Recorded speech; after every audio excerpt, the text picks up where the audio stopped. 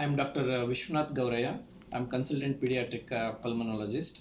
So today I'm going to talk about cough, which is the most common and most worrying symptom in the pediatric age group, and that is the one of the common reason why the pediatricians send the patients to see a pulmonologist because the child is coughing for a long time, and the parents also start getting worried about the cough.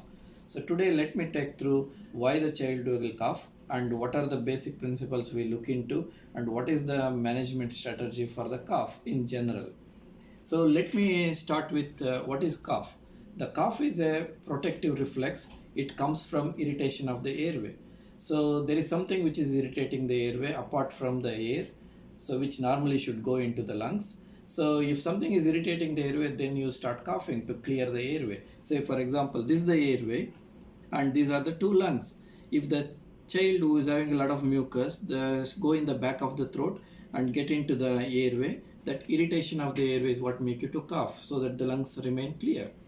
If the child is not coughing, for example, for whatever may be the reason, then I worry more because all the mucus will start getting into the lungs and accumulate in the lungs, become like a second infection, like a bacterial pneumonia or any chest infection to common example. So it is good to cough, but we need to treat why the child is coughing rather than chasing the cough. So to say a few things, the commonest problems in the child to have a cough is repeated viral infections. So why it happens? So let me explain this way. One, then the children, there are two glands which protect the body. So they act as a soldiers. One is the tonsils, which is in the back of the throat. The second one is called adenoids, which is in the back of the nose. These two organs actually protect the body, acting as a soldier to the children's airway up to 7-8 years of age. That's why you see more viral infection in this age group in the preschool, and then thereafter they start coming down, and the adults you see very rarely the tonsil infection and so on. So mainly with the viral infections, these two glands protect the body, then they produce more secretion, and that secretion or the mucus or the bulgum will start going in the back of the throat, and this is the airway or casabavaya. This is murray or the foot tube or the esophagus. So the daytime child is able to swallow all the mucus, it will go to the stomach, and in the child, when the child is sleeping or if he is not able to cough for whatever the reason, the common is the neurological problems, then the secretion which is accumulating in the back of the throat starts going into the airway because that is the only one is open and the baby is breathing. It will start going into the airway. That irritation of the airway is what make you to cough because it is protecting the lungs. So the child will cough. Some children to a cough to an extent that the pressure in the stomach will go up, they vomit. So it can happen in a range of some children just cough through the day and night they may be okay. Some children cough more in the night and then they start coughing to an extent they vomit as well. So this is a wide range of presentation and the duration as well we can see.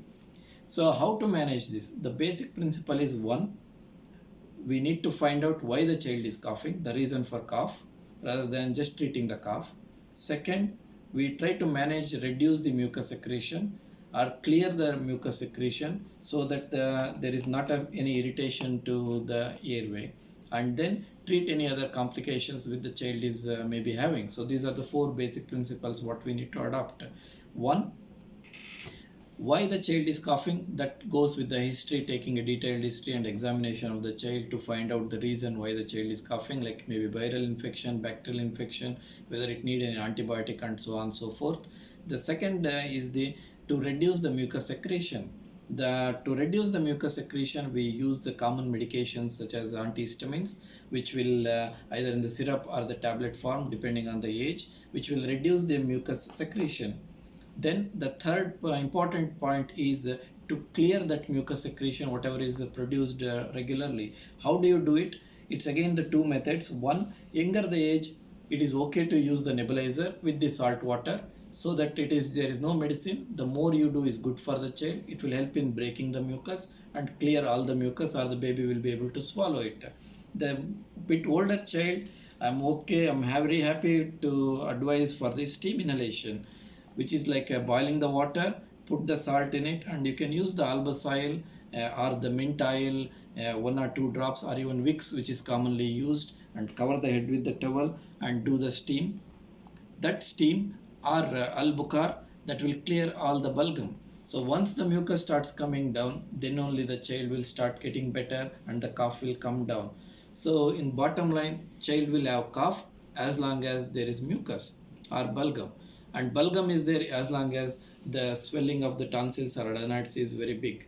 And we need to work on all the three to help to improve the child's clinical condition and treat the child appropriately. That will help the child, the parents, and the doctor as well. Thank you.